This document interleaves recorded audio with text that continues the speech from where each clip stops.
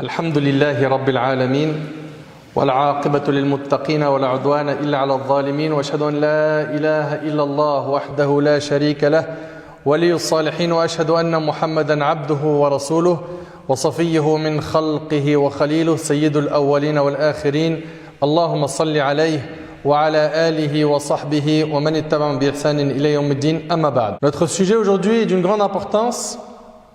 Qu'est-ce que tu vas laisser après ta mort? C'est une question que chacun d'entre nous doit se poser. Certains d'entre nous vont se répondre moi je vais laisser un logement pour mes enfants. Alhamdulillah, mon compte bancaire il est assez rempli. Au-delà de ça, quand tu vas quitter cette dunya, est-ce que la seule chose qu'on retiendra de toi, c'est j'ai laissé un logement à mes enfants, c'est tout? Comme vous le savez, ahbab al-kiram, jour après jour, il y en a qui quittent cette vie. Et vous le savez aussi que depuis que vous êtes nés, le compteur de votre vie tourne. Et chaque jour vous rapproche de votre demeure dernière. Et le clairvoyant parmi nous est celui qui fait les bons calculs. Qui fait les bons calculs en se posant tout le temps la question, après ma mort, qu'est-ce que je laisse? Le prophète sallallahu alayhi wa sallam, dans le hadith de Anas qui est rapporté par Bukhari et Muslim, il a dit 3 choses accompagnent le mort jusqu'à sa tombe: sa famille, sa fortune et son œuvre. 2 d'entre elles retournent et une seule reste. Sa famille et sa fortune retournent, il retourne à la vie d'ici-bas, et son œuvre reste avec lui. Le hadith il est rapporté par Bukhari et Muslim. J'aimerais, ahbab al-kiram, que chacun d'entre nous s'imagine ce jour, le jour où tu vas partir, le jour où tu vas quitter cette vie. Qu'est-ce que tu vas laisser concrètement comme bonne action dans ton compte après ta mort? Quelles sont ces bonnes actions sur lesquelles tu as misé? Pourquoi? Pour que ton compteur de bonnes actions de hasanat continue à augmenter pendant que tu es dans ta tombe. Tu as misé sur quoi? Combien de personnes autour de toi tu as aidé? Aidé pourquoi? Pour avoir des récompenses. Combien de personnes qui étaient loin du chemin d'Allah subhanahu wa ta'ala, tu as été la cause de leur guider? Pose-toi la question. Combien de plantations tu as plantées? Que ce soit des arbres, des palmiers ou autres, pour que les gens puissent quoi? Se nourrir. Combien de versets du Coran tu as enseigné? Combien de hadiths du prophète sallallahu alayhi wa sallam tu as propagé? Combien de puits tu as creusé? Combien de mosquées tu as financé? Malheureusement, il y en a qui écoutent ces questions et qui se voient dans aucune case. Et bifadlillah, grâce à Allah, il y en a qui, alhamdulillah, ont cartonné dans tout ce que je viens de dire. Mosquée, il a investi. Puis, il a donné. Construction d'une école coranique, il investit.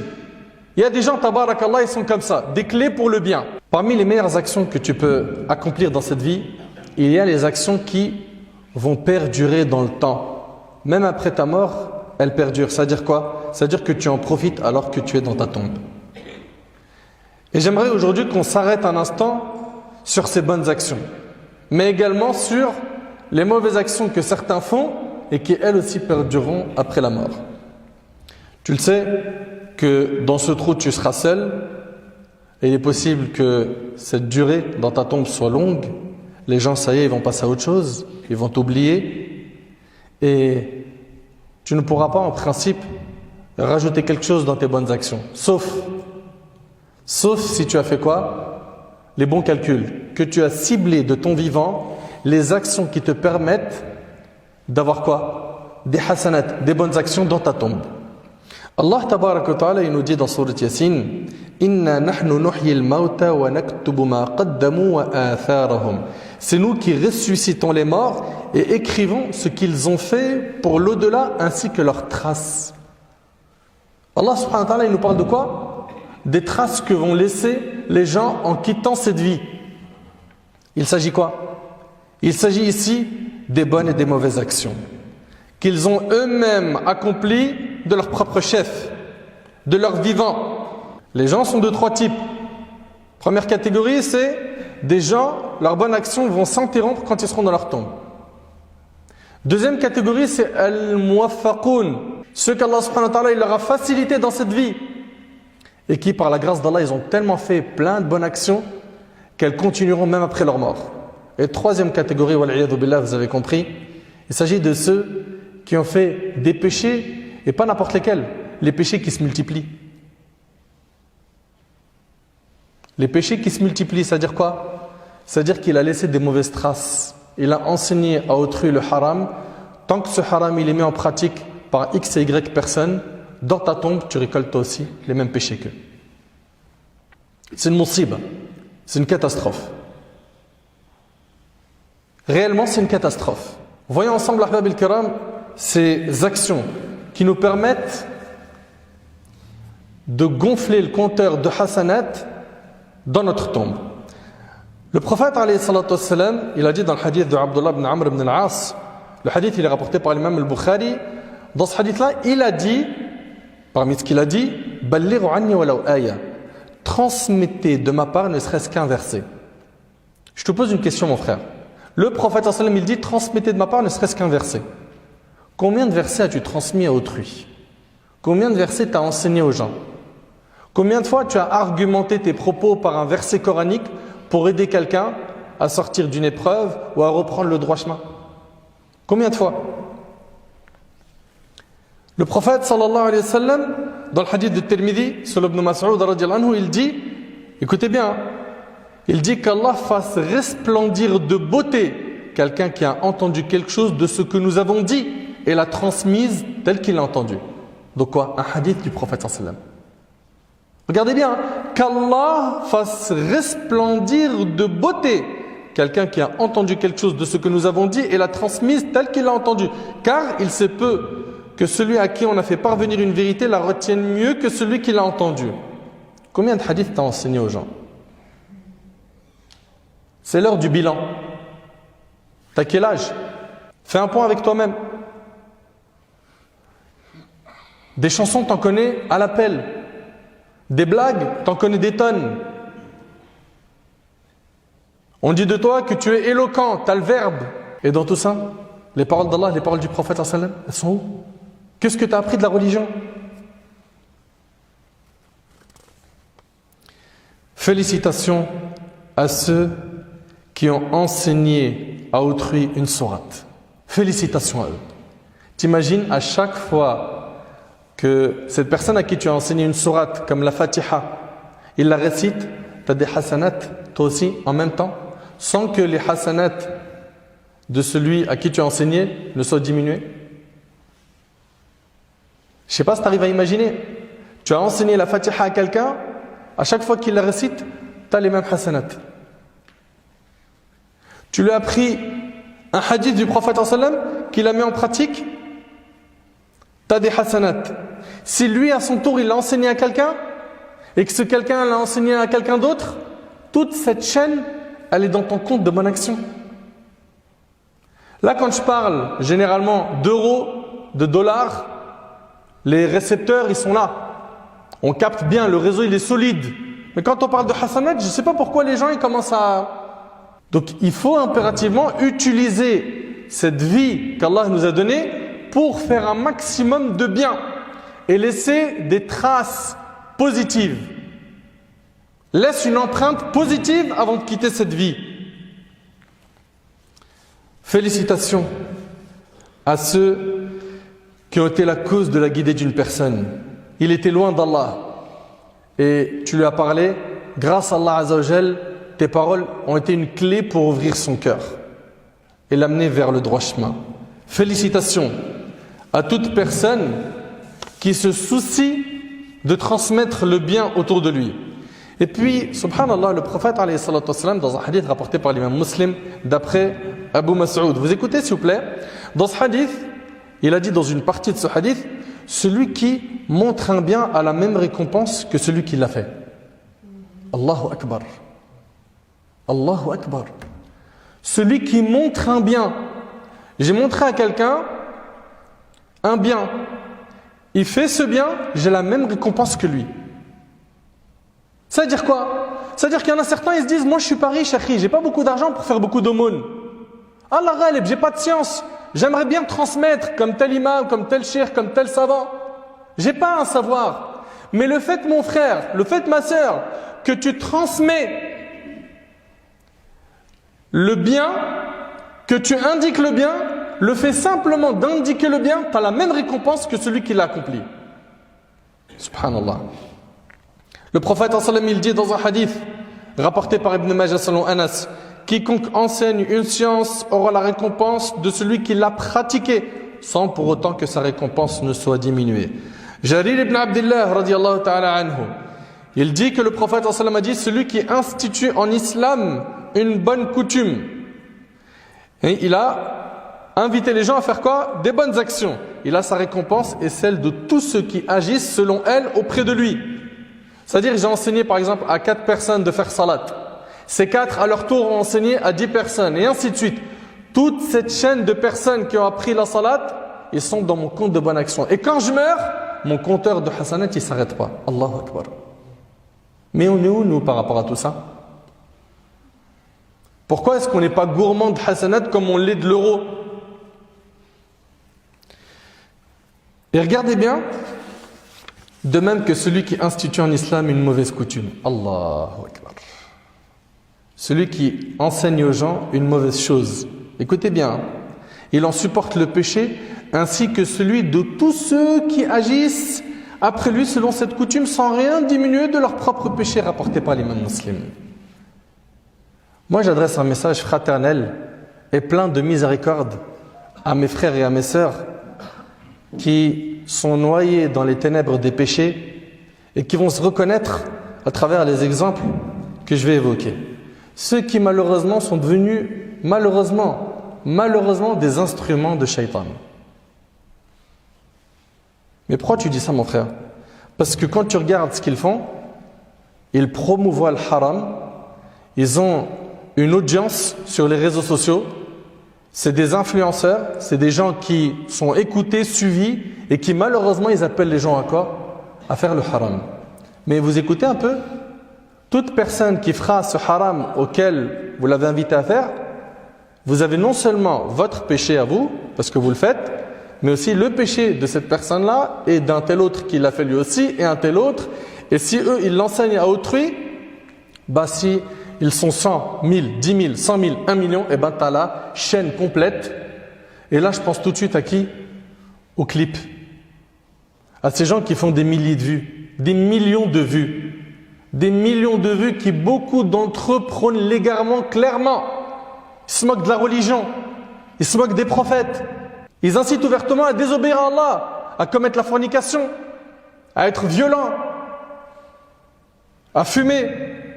Combien de clips on voit de ces gens-là? C'est de la drogue, des bouteilles d'alcool, des femmes. La femme, elle est dévalorisée, c'est un objet sexuel. Et ces clips-là font des millions de vues. Mais qu'est-ce qu'ils vont laisser après leur mort, ces gens-là? S'ils ne se repentent pas, c'est gravissime. Ils partagent tout ce qui est interdit. Photos vulgaires, que ce soit sur Facebook, Instagram ou ailleurs. On se prend en photo ou en vidéo, on snap maintenant quand on est en chicha et qu'on est en train de fumer et qu'on fait des bulles.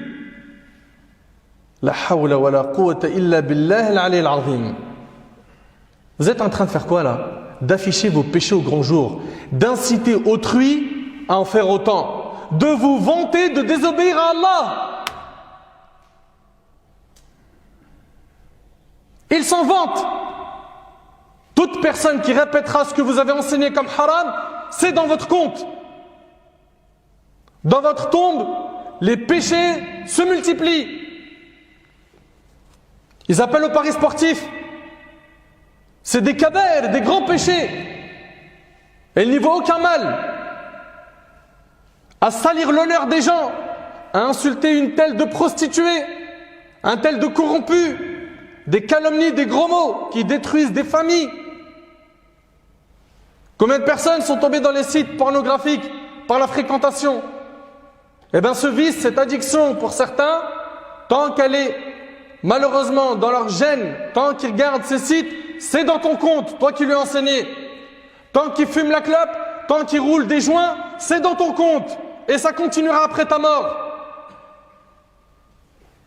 Vous n'avez pas peur? Vous avez quoi? Une garantie d'aller au paradis?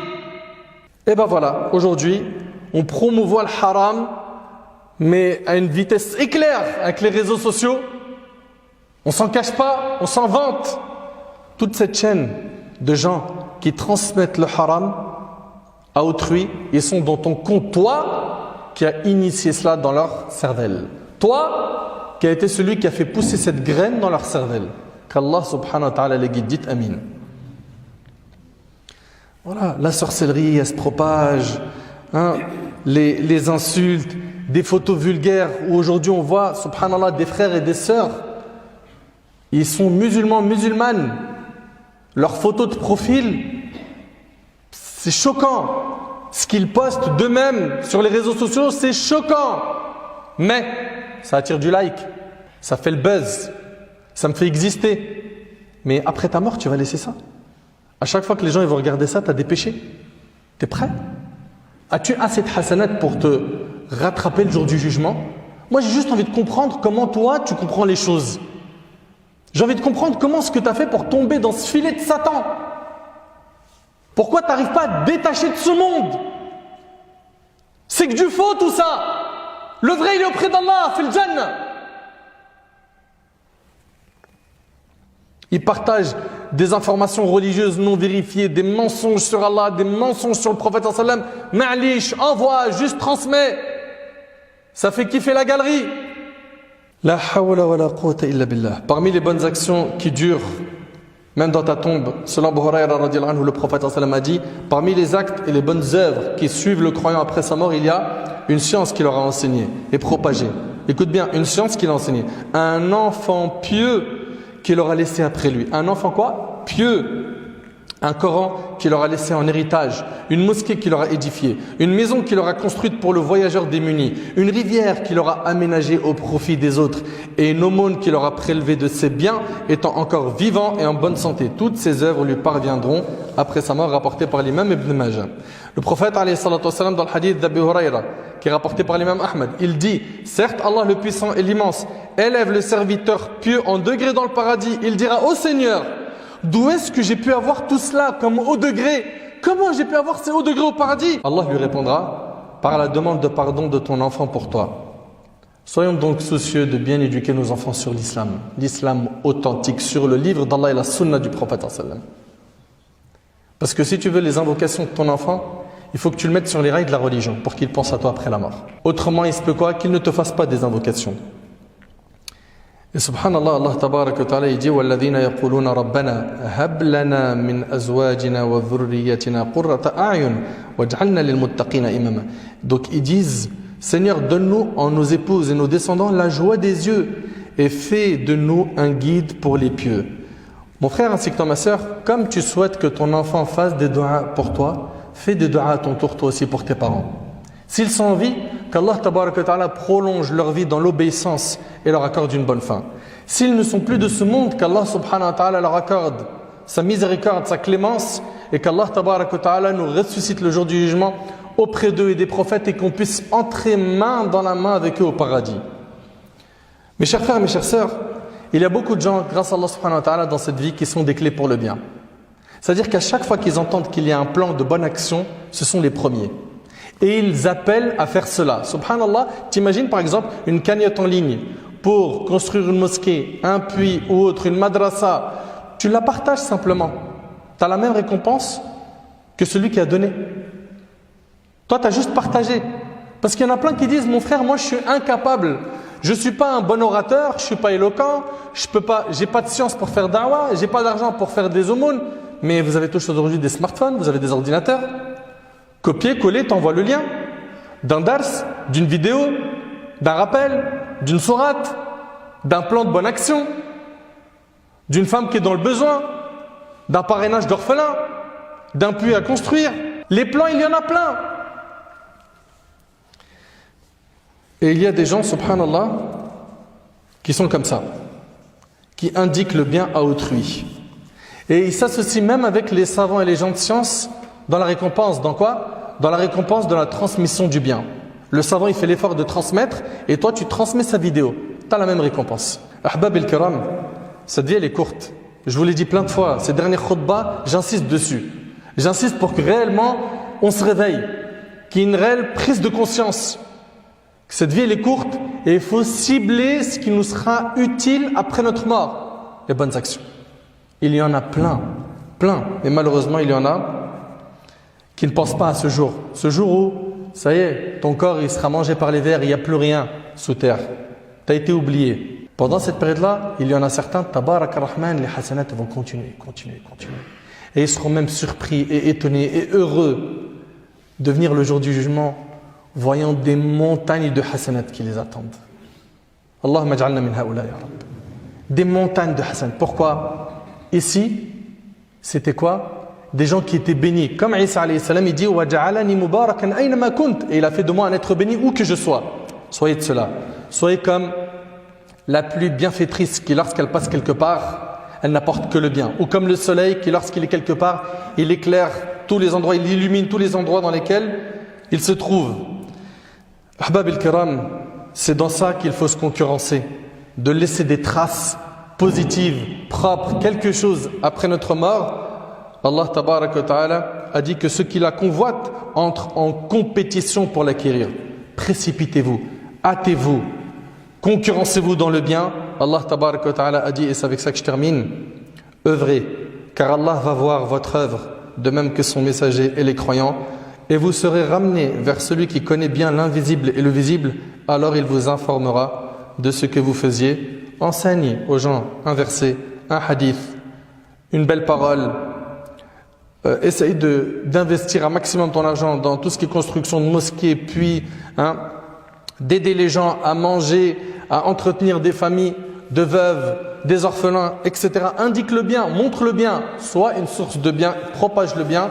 Qu'Allah tabaraka wa ta'ala me facilite ainsi qu'à vous de mettre en pratique le contenu de cette khutbah. Qu'Allah subhanahu wa ta'ala fasse de nous des êtres bénis jusqu'à notre dernier souffle. Qu'Allah azza wa jal nous accorde la sincérité, la félicité, la véracité, la piété durant notre vie. Qu'Allah tabaraka wa ta'ala nous accorde une bonne fin et qu'Allah azza wa jal nous accorde sa clémence le jour du jugement, qu'on soit sous l'ombre de son trône, qu'il nous facilite d'obtenir nos livres de la main droite, qu'on puisse traverser rapidement le sirat et qu'on ait accès enfin au repos éternel fil jannah.